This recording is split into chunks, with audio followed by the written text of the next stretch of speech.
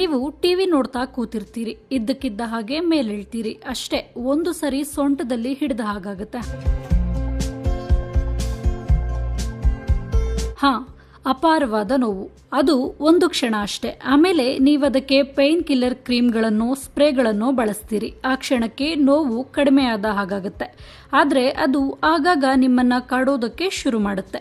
ಸೊಂಟದಲ್ಲಿ ಕಾಣಿಸಿಕೊಳ್ಳೋ ನೋವು ಹಾಗೆ ಕೆಳಗಿಳಿದು ಇಡೀ ಕಾಲನ್ನ ವ್ಯಾಪಿಸುತ್ತೆ. ಅದು ಒಂದು ಕಾಲು ಆಗಿರಬಹುದು, 2 ಕಾಲುಗಳಲ್ಲೂ ನೋವು ಕಾಣಿಸಿಕೊಳ್ಳಬಹುದು. ಅಪಾರವಾದ ಸೆಳೆತ ನಿಮ್ಮ ನೆಮ್ಮದಿಯನ್ನ ಹಾಳು ಮಾಡುತ್ತೆ. ಆಮೇಲೆ ನೀವು ನೋವು ನಿವಾರಕಗಳಿಗೆ ದಾಸರಾಗಿ ಹೋಗ್ತೀರಿ. ಇದನ್ನ ಸಯಾಟಿಕಾ ಅಂತ ಕರೆಯುತ್ತೆ ವೈದ್ಯಲೋಕ.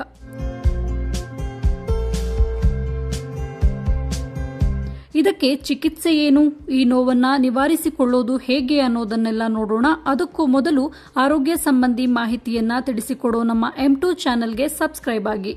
ಹೊಸ ವಿಡಿಯೋಗಳ ನೋಟಿಫಿಕೇಶನ್ಗಾಗಿ ಬೆಲ್ ಐಕಾನ್ ಕ್ಲಿಕ್ ಮಾಡಿ.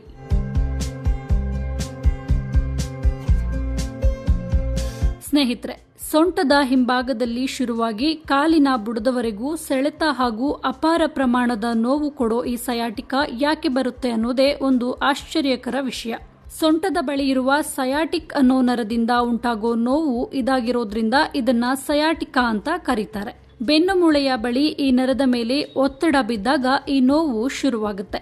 ಆಧುನಿಕ ವೈದ್ಯಶಾಸ್ತ್ರ ಅಂದ್ರೆ ನಮ್ಮ ಇಂಗ್ಲಿಷ್ ಡಾಕ್ಟರ್ಗಳತ್ರ ಹೋದ್ರೆ ಇದಕ್ಕೆ ಅವರು ಕೊಡೋದು ನೋವು ನಿವಾರಕ ಔಷಧಗಳನ್ನ, ಅದರ ಜೊತೆಗೆ ಒಂದಷ್ಟು ವ್ಯಾಯಾಮ ಮಾಡಿ ಅಂತ ಹೇಳ್ತಾರೆ. ತೀರಾ ತಡೆಯೋಕೆ ಆಗದಷ್ಟು ನೋವಿದೆ ಅಂದ್ರೆ ಆಪರೇಷನ್ ಮಾಡಿಬಿಡೋಣ ಅಂತಾರೆ.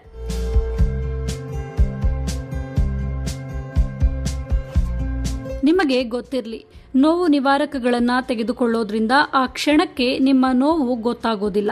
ಆದ್ರೆ ಅದರಿಂದ ನಿಮ್ಮ ಕಾಯಿಲೆ ವಾಸಿಯಾಗೋದಿಲ್ಲ. ಬದಲಿಗೆ ಅದು ದಿನೇ ದಿನೇ ಹೆಚ್ಚಾಗಿ ನಿಮ್ಮ ಸೊಂಟ ಹಾಗೂ ಕಾಲಿನ ನರಗಳಲ್ಲಿ ತೊಂದರೆ ಕಾಣಿಸಿಕೊಳ್ಳೋದಕ್ಕೆ ಶುರು ಮಾಡುತ್ತೆ. ಹಾಗಾದ್ರೆ ಇದಕ್ಕೆ ಚಿಕಿತ್ಸೆ ಏನು? ಅದನ್ನ ಹೇಳೋದಕ್ಕೆ ಅಂತಾನೆ ನಾವಿಲ್ಲಿ ನಿಮಗೊಬ್ಬರನ್ನ ಪರಿಚಯ ಮಾಡ್ತಿದ್ದೀವಿ. ಇಲ್ಲಿ ನಡ್ಕೊಂಡು ಬರ್ತಿದ್ದಾರೆ ನೋಡಿ, ಇವರ ಹೆಸರು ಮನು ಮೆನನ್. ಮರ್ಮ ಚಿಕಿತ್ಸಾ ತಜ್ಞ. ಕೇರಳ ಹಾಗೂ ಹಿಮಾಲಯಗಳಲ್ಲಿ ಭಾರತೀಯ ಪುರಾತನ ಚಿಕಿತ್ಸಾ ವಿಧಾನಗಳನ್ನು ಕಲಿತು ಬಂದಿರೋ ಮನು ಮೆನನ್ ಕೇರಳದ ಸಮರಕಲೆ ಕಳರಿಪೈಟು ನಿಪುಣ ಕೂಡ. ಈ ಮನು ಮೆನನ್ ಕೇರಳದಲ್ಲಿ ಮಾತ್ರ ಲಭ್ಯವಿದ್ದ ಮರ್ಮ ಚಿಕಿತ್ಸೆಯನ್ನ ಕರ್ನಾಟಕಕ್ಕೂ ಪರಿಚಯ ಮಾಡಿಕೊಟ್ಟವರು. ಮೈಸೂರಿನ ಸುಂದರ ಪ್ರಕೃತಿಯಲ್ಲಿ ಮನು ಪ್ರತಿನಿತ್ಯ ಹಲವಾರು ರೋಗಿಗಳನ್ನ ಗುಣಪಡಿಸುತ್ತಿದ್ದಾರೆ. ಸೇವೆಯೇ ಪರಮ ಧರ್ಮ ಅಂದ್ಕೊಂಡು ಜನರಿಗೆ ಮರ್ಮ ಥೆರಪಿಯನ್ನ ಕೊಡ್ತಿರೋದು ಮನು ಮೆನನ್. ಇಂಥ ಮನು ಇವತ್ತು ಸಯಾಟಿಕಾ ನೋವಿನ ಬಗ್ಗೆ ನಿಮಗೆ ಹೇಳ್ತಾರೆ, ಕೇಳಿ. ನಮ್ಮ ಬಂಚ್ ಆಫ್ ನರ್ವ್ಸ್ ಹೋಗುತ್ತೆ ಕಾಲಿಗೆ, ಆರ್ಟ್ರೀಸ್, ವೇನ್ಸ್ ಮತ್ತು ನರ್ವ್ಸ್ ಅಂತೇಳಿ ಬಂಚ್ ಆಫ್ ನರ್ವ್ಸ್ಗಳು ಹೋಗುತ್ತೆ. ಅದರಲ್ಲಿ ಈ ಸಯಾಟಿಕಾ ಅನ್ನೋದು ಮೇಯ್ನ್ ಆಗಿರೋ ಒಂದು ನರ್ವ್ ಅದು. ಸೊ ಆ ಸಯಾಟಿಕಾಗೆ ನಿಮಗೆ ಸರ್ಕ್ಯುಲೇಷನ್ ಕಮ್ಮಿ ಆದಾಗ ನಿಮಗೆ ಭಾಳಷ್ಟು ತೊಂದರೆಗಳು ಕಂಡು ಬರುತ್ತೆ. ನಾರ್ಮಲಿ ಸಯಾಟಿಕಾಗೆ ಸರ್ಕ್ಯುಲೇಷನ್ ಕಮ್ಮಿ ಆದ ಕಾರಣ ಏನಂತ ಹೇಳಿದ್ರೆ, ನಮ್ಮ ಲಂಬಾರ್ ರೀಜನಲ್ಲಿ ನರ್ವ್ ರೂಟ್ ಕಂಪ್ರೆಷನ್ ಆದಾಗ, ಅಂದರೆ ನಾವು ಲಂಬಾರಲ್ಲಿ ನಿಮಗೆ ಡಿಸ್ಕ್ ಪ್ರೊಲ್ಯಾಪ್ಸ್ ಅಂತ ಹೇಳ್ತೀವಿ, ಇಲ್ಲ ಎಕ್ಸ್ಟ್ರೂಷನ್ ಅಂತ ಹೇಳ್ತೀವಿ. ಈ ಥರದ್ದಾದಾಗ ನಮ್ಮ ಮೇನ್ ನರ್ವ್ ಏನಿದೆ, ಸ್ಪೈನಲ್ಲಿರೋಂಥ ಮೇನ್ ನರ್ವನ್ನ ಕಂಪ್ರೆಸ್ ಮಾಡಿ ಅಲ್ಲಿಂದ ಬರುವಂಥ ಸರ್ಕ್ಯುಲೇಷನ್ ಸ್ಲೋ ಆದಾಗ ನಿಮಗೆ ಸಯಾಟಿಕಾದಲ್ಲಿ ತೊಂದರೆಗಳು ಕಾಣೋಕ್ಕೆ ಶುರುವಾಗುತ್ತೆ. ಅಂದರೆ ನಾವು ರೇಡಿಯೇಟಿಂಗ್ ಪೇಯ್ನ್ ಅಂತ ಹೇಳ್ತೀವಿ. ಸೊ ರೇಡಿಯೇಟಿಂಗ್ ಪೇಯ್ನ್ ಅಂತ ಹೇಳಿದ್ರೆ ನಾರ್ಮಲಿ ನಿಮಗೆ ಕಾಲಲ್ಲಿ ಸೆಳೆತ ಬರುವಂಥದ್ದು.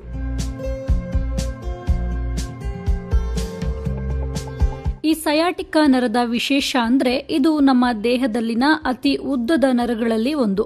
ಬೆನ್ನಿನ ಕೆಳಭಾಗದಿಂದ ಹಿಪ್ಸ್ ಮೂಲಕ ಮಂಡಿಯ ಕೆಳಗಿನವರೆಗೂ ವ್ಯಾಪಿಸಿರೋ ನರ ಇದು.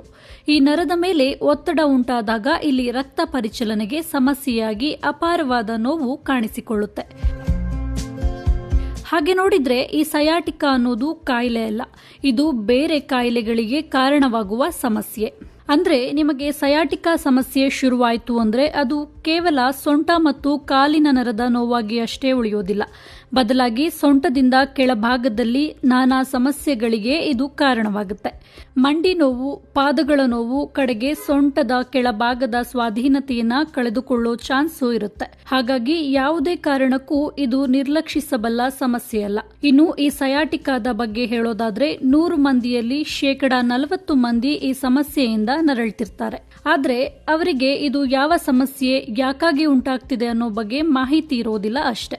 ಈ ಸಯಾಟಿಕಾ ಸಮಸ್ಯೆಯನ್ನ ಬಗೆಹರಿಸಿಕೊಳ್ಳೋದಕ್ಕಿರೋ ಮಾರ್ಗ ಅಂದ್ರೆ ಅದು ಮರ್ಮ ಚಿಕಿತ್ಸೆ ಅಂತಾರೆ ಮನು ಮೆನನ್. ನಾವಿಲ್ಲಿ ಭಾಳಷ್ಟು ಕೇಸ್ಗಳನ್ನ ನೋಡಿದ್ದೀವಿ, ಟ್ರೀಟ್ಮೆಂಟು ಕೊಟ್ಟಿದ್ದೀವಿ. ಚಿಕ್ಕ ವಯಸ್ಸಲ್ಲೇ ಬಿದ್ದು ಸಯಾಟಿಕಾ ನರ್ವಿಗೆ ಕಂಪ್ರೆಷನ್ ಆಗಿ ಆ ಸರ್ಕ್ಯುಲೇಷನ್ ಆಗದೆ 2 ಕಾಲುಗಳಿಗೂ ಗ್ರೋತ್ ಇಲ್ದಿರಂಗಾಗಂಥದ್ದು.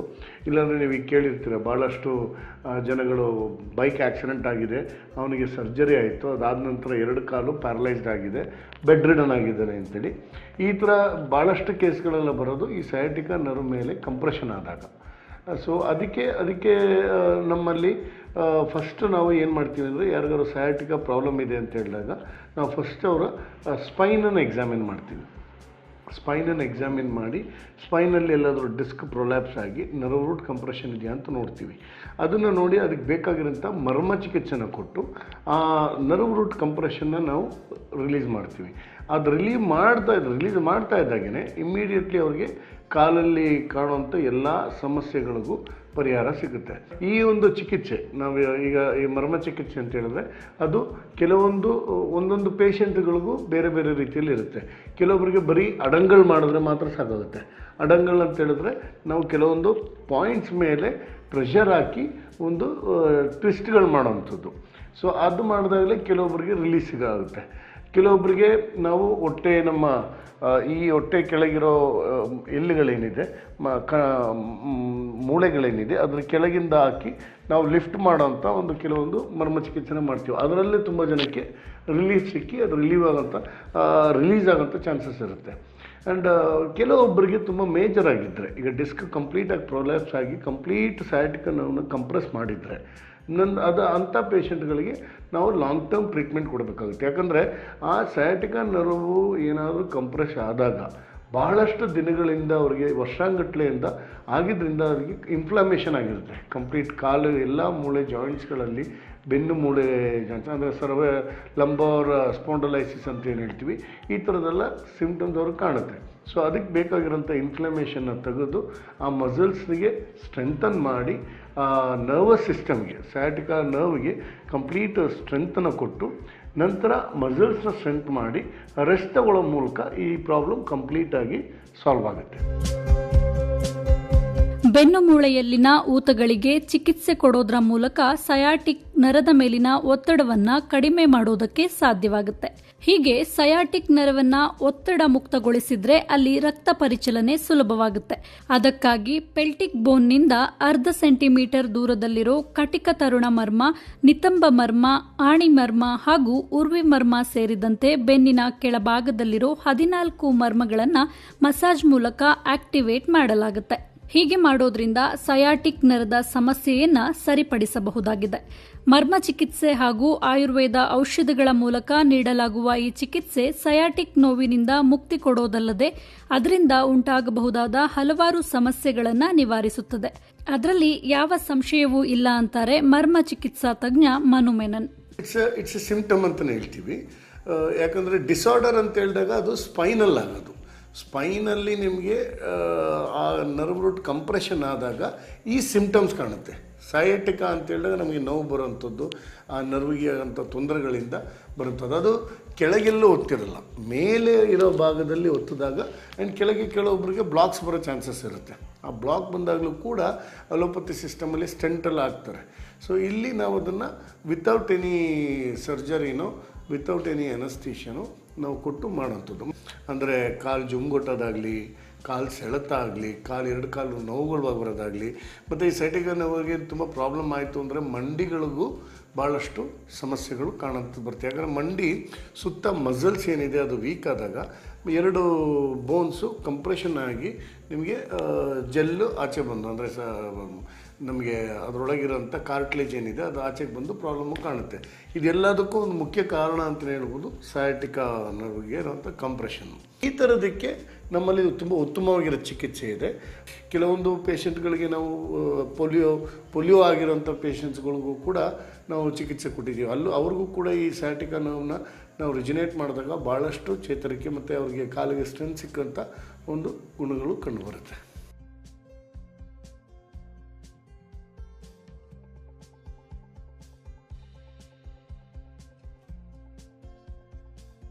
ಸ್ನೇಹಿತರೆ, ಸಯಾಟಿಕಾ ಸಮಸ್ಯೆಯಿಂದ ಅಥವಾ ಇಂಥ ಯಾವುದೇ ಸಮಸ್ಯೆಗಳಿಂದ ಬಳಲುತ್ತಿದ್ರೆ ಅಂತವರಿಗೆ ಅನುಕೂಲವಾಗಲಿ ಅನ್ನೋ ಕಾರಣಕ್ಕೆ ಇಲ್ಲಿ ಮರ್ಮ ವೈದ್ಯ ಮನು ಮೆನನ್ ಅವರ ಮೊಬೈಲ್ ನಂಬರ್ ಕೊಡಲಾಗಿದೆ. ಹೆಚ್ಚಿನ ಮಾಹಿತಿಗಾಗಿ ನೀವು ಅವರನ್ನು ಸಂಪರ್ಕಿಸಬಹುದು. 9449847361 ಹಾಗೂ 362 ನಂಬರ್ಗಳಿಗೆ ಕಾಲ್ ಮಾಡಬಹುದು. ಇದು ಸ್ನೇಹಿತರೆ ಸಯಾಟಿಕಾ ಅಥವಾ ಸೊಂಟದ ನೋವಿನ ಸಮಸ್ಯೆಗೆ ಪರಿಹಾರ. ಈ ವಿಡಿಯೋ ನಿಮಗೆ ಇಷ್ಟವಾಗಿದ್ರೆ ಒಂದು ಲೈಕ್ ಕೊಡಿ. ಇದನ್ನ ನಿಮ್ಮ ಸ್ನೇಹಿತರ ಜೊತೆಗೆ ಹಂಚಿಕೊಳ್ಳಿ. ಆ ಮೂಲಕ ಅವರ ಸಮಸ್ಯೆಗೆ ಪರಿಹಾರ ಸೂಚಿಸಿದ ತೃಪ್ತಿ ನಿಮ್ಮದಾಗಲಿ. ಹಾಗೆ ಸಲಹೆ ಮತ್ತು ಸೂಚನೆಗಳಿದ್ದರೆ ಕಾಮೆಂಟ್ ಬಾಕ್ಸ್ ಬಳಸಿ. ಏನೇ ಹೆಚ್ಚಿನ ಮಾಹಿತಿ ಬೇಕಿದ್ರೂ ಮರ್ಮ ವೈದ್ಯ ಮನು ಮೆನನ್ ಅವರನ್ನ ಸಂಪರ್ಕಿಸೋದಕ್ಕೆ ಹಿಂಜರಿಬೇಡಿ. ಹಾಗೆ ಆರೋಗ್ಯ ಸಂಬಂಧಿ ಮಾಹಿತಿಯನ್ನ ಕೊಡೋ ನಮ್ಮ M2 ಹೆಲ್ತ್ ಚಾನೆಲ್ಗೆ ಸಬ್ಸ್ಕ್ರೈಬ್ ಆಗೋದನ್ನ ಮರಿಬೇಡಿ.